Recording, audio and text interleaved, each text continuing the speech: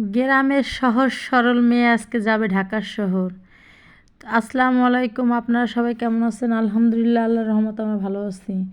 তো দেখেন, আমরা টাকেরহাট থেকে কিন্তু একটা মাইক্রো ভাড়া করছি।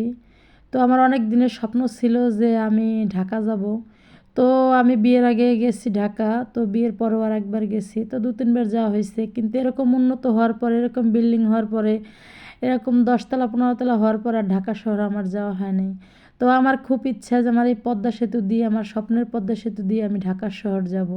তো আমাদের টাকেরহাট থেকে ভাঙা আসতে বেশি না, আধা ঘন্টা টাইম লাগে। তো ভাঙা আমি 2-1 বার আসছি, কিন্তু এরকম এত সুন্দর পরিবেশ আমি কখনো আসিনি। তো এখন দেখেন যে আমি চলে আসছি সেই ভাঙা ভাঙা এসে তো আমি অবাক হয়ে গেছি যে কী কাণ্ড! এ তো মনে হইতেছে আমি ইউরোপ কান্ট্রিতে আছি। তো যাই হোক, আমাদের ভাঙা কিন্তু একদম ইউরোপ কান্ট্রির মতন দেখা যাইতেছে। তো ব্রিজগুলো যে এত সুন্দর করে করছে, রাস্তাগুলো যে এত সুন্দর করে করছে, মানে দেখার মতো। তো আমি এরকম এরকম সুন্দর ব্রিজ কখনো কোথাও দেখি নাই। আর এরকম রোডও কোথাও কোথাও দেখিনি। এত সুন্দর যে আমাদের এই বাংলাদেশে এত সুন্দর সুন্দর জায়গা আছে, মাশাআল্লাহ, দেখার মতো।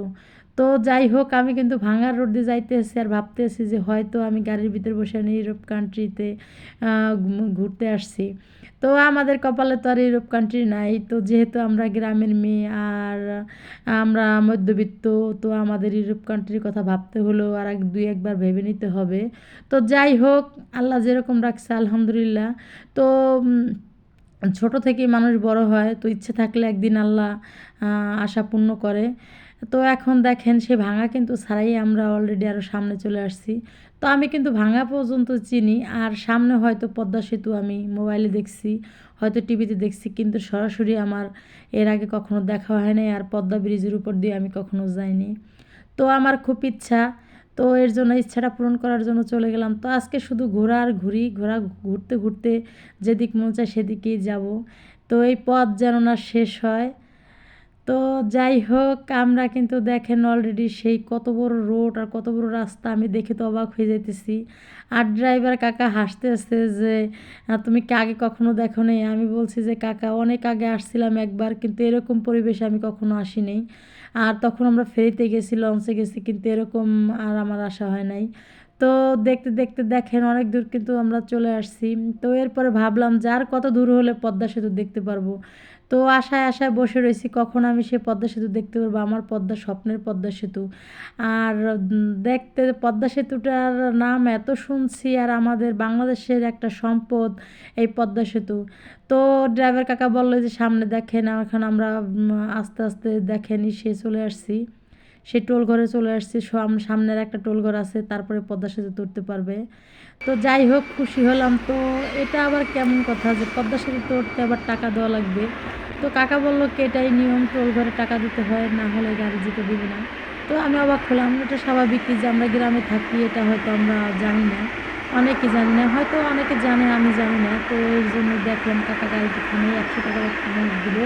তো পাশ থেকে একজন বলতেছে তোমার ভিডিও করে নিয়ে গেছে, তুমি এখন ভাইরাল হয়ে যাবা, আর তোমার অবজেকশন দেবে। আমি বলছি যে না, কোনো অবজেকশন না, আমি আমি গ্রাম থেকে আসছি, আমি জানি না যেরকম, তাই কাকা টাকাটা দিল, আমি একটু ভিডিও করলাম, সমস্যাকে আমি আপনাদেরও ভিডিওটা তুলে নিলাম। তো যাই হোক, আমার কিন্তু খুব ভালো লাগতেছে, কিন্তু সকালে কিন্তু আমি কিছুই খেয়ে গাড়িতে উঠিনি। তো এর জন্য ক্ষুধাও পাইছে। তো কাকাকে বললাম অফ ক্যামেরা করে যে কি আছে সেটা আমাদের খেতে হবে। তো অফ ক্যামেরায় সকালের নাস্তা করে নিলাম। তো এরপরে কিন্তু আবার দেখেন সেই আমরা গাড়ি চলতেই আছে চলতেই আছে। তো আমার এত ভালো লাগতেছে যে আমি এরকমভাবে এত বড় জার্নি কখনো করিনি আমার জীবনও। তো দেখেন যে দুই ধারে যেরকম বাড়ি, যেরকম বিল্ডিং, এই সাইডে নদী। তো এটা কি নদী আমি হয়তো জানি না।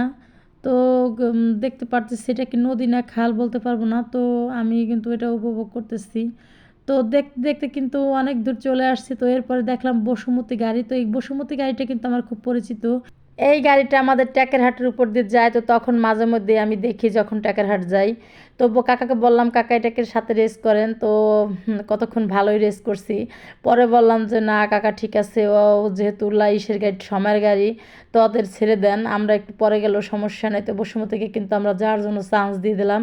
তো বসুমতী গাড়ি কিন্তু চলে গেল। তো ড্রাইভারটা অনেক ভালো ছিল, সে হাইসে দিছে আমাদের রেস দেখে।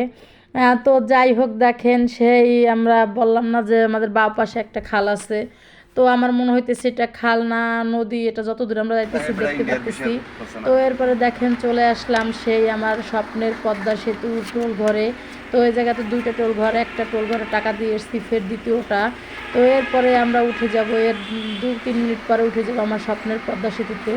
তো আমার স্বপ্নের পদ্মা সেতু দেখার জন্য মন এত আগ্রহ হয়ে হচ্ছে যে অনেক আফসোস যে আমি পদ্মা সেতুর উপরে যাব, আর পদ্মা সেতু স্বপ্নের পদ্মা সেতু পায়ে হেঁটে যাবো, পায়ে হেঁটে নামে দেখবো যে আমার স্বপ্নের পদ্মা সেতুকে ছুঁয়ে দেখবো, কিন্তু আসলে আমার এরকম সৌভাগ্য হয়ে ওঠে নাই।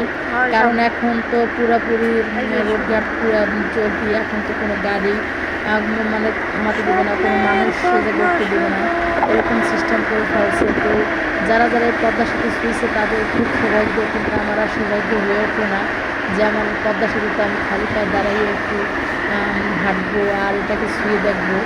তো এটা কিন্তু আমাদের বাংলাদেশের অনেক অনেক ইসের আফসোসের জিনিস, আর অনেক সবার কিন্তু একটা ইসের জিনিস যে হাউসের জিনিস, কারণ এই পদ্মা সেতু এখন আমরা আধা ঘন্টা 2 ঘন্টা কি 2.5 ঘন্টার ভিতরে আমরা চলে যেতে পারি ঢাকার শহর দেখার জন্য। আর আগে আমরা 3 ঘন্টা 4 ঘন্টাও বসে রয়েছি লঞ্চে, ফেরিতে, তারপর আমরা পারাপার করার জন্য অনেক হেরস্ত হইতে হয়েছে। কিন্তু এখন কিন্তু এরকম সিস্টেম না যে যখনই আপনি উঠবেন আপনি 6 মিনিট লাগে আপনার পদ্মা সেতুটা পার হইতে।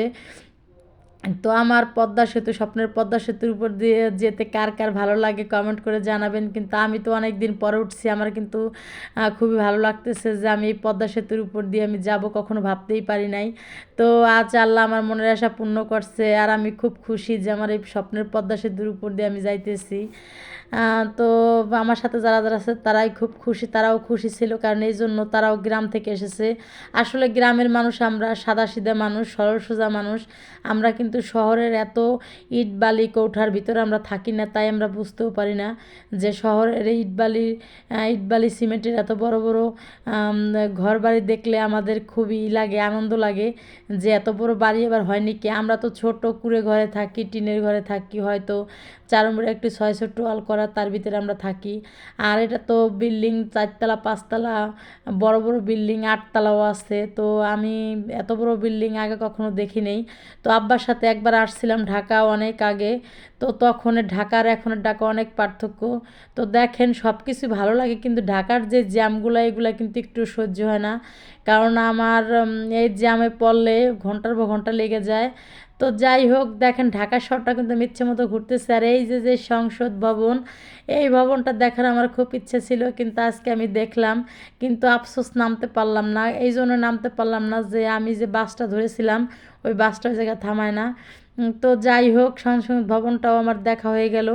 আর আমাদের গ্রামের মেয়েরা এরকম দোকানপাট নিয়ে বসে না, তো আমি প্রথম প্রথম শহরে এরকম মেয়েদের দোকানপাট দেখে আমি অবাক হয়ে গেছি। তো এটা হলো বউবাজার বললে, যাত্রাবাড়ি বউবাজার বললে এক নামে সবাই চেনে, ফলের আড়ত। তো আমি সে জায়গায় দাঁড়াইয়ে আমাকে সে জায়গার ড্রাইভার নামাই দিয়েছে, তো আমি কিন্তু চিনতে পারতেছি না। তো যেহেতু গ্রাম থেকে গেছি, আগে কখনো ঢাকা শহরে এরকম নাইমে আমার হাঁটা হয় নাই, তো আমি জিজ্ঞেস করতে করতে আমি তখন চলে গেলাম সেই এদিক দিয়ে ঘুরে, আমি সেই আবার সেই যেথা দিয়ে এসছে সেটাই আবার চলে গেছি একটা রিক্সা ভাড়া করে। তো আমার তো টেকেরহাট আবার ফিরতে হবে, তো এর জন্য আমি উল্টা দিক আমাকে নামাই দিয়েছিল যাত্রাবাড়ি বউবাজারে। তো আমি আবার সেই চলে গেলাম সায়দাবাদ। তো সায়দাবাদ একটা রিক্সা নিয়ে সায়দাবাদ থেকে আমি আমার গাড়িতে উঠলাম। তো এটা কিন্তু আমাদের মাদারীপুরে হানিফবাড়ি। তো হানিফবাড়িতে উঠেই আমি তো প্রথম ভাবছিলাম যে আমি গ্রাম থেকে এসেছি হয়তো হারাই যাব, কিন্তু না। আর এই ইট পাথরের দেশের মানুষগুলা খুবই ভালো। আমাদের গ্রামের মানুষের কিন্তু ধারণা অন্যরকম যে শহরের ইট পাথরের মানুষগুলো ওরকম ইট পাথরের, কিন্তু আসলে না। আমি যার কাছে যেরকমভাবে জিজ্ঞেস করছি সে সেরকমভাবে আমাকে রাস্তা দেখাই দিছে। তো আমি কিন্তু এখন ফেরার পথে, তো ফিরতে ফিরতে আমার 10টা বেজে যাবে। তো আমি সায়দাবাদ থেকে আমি গাড়িতে উঠছি টেকেরহাটের গাড়িতে। আসলে আমাদের ঢাকার শহর মানে আমার রাজধানীতে অনেক কিছু দেখার আছে, হয়তো কখনো এত কিছু দেখার সৌভাগ্য আমার হয় নাই, কিন্তু আজকে আমি এত বড় জার্নি করে আমি অনেক কিছু দেখতে পারলাম। তো আমার সাথে কিন্তু রুষা কাহাব কেউই ছিল না। তো দেখেন সে রাত্রের এই আমার পদ্মা সেতুর রাত্রের ভিউটা অনেক সুন্দর ছিল আর দেখার মতো। তো আপনারা সবাই ভালো থাকবেন, আমাদের জন্য দোয়া করবেন। আল্লাহ হাফেজ।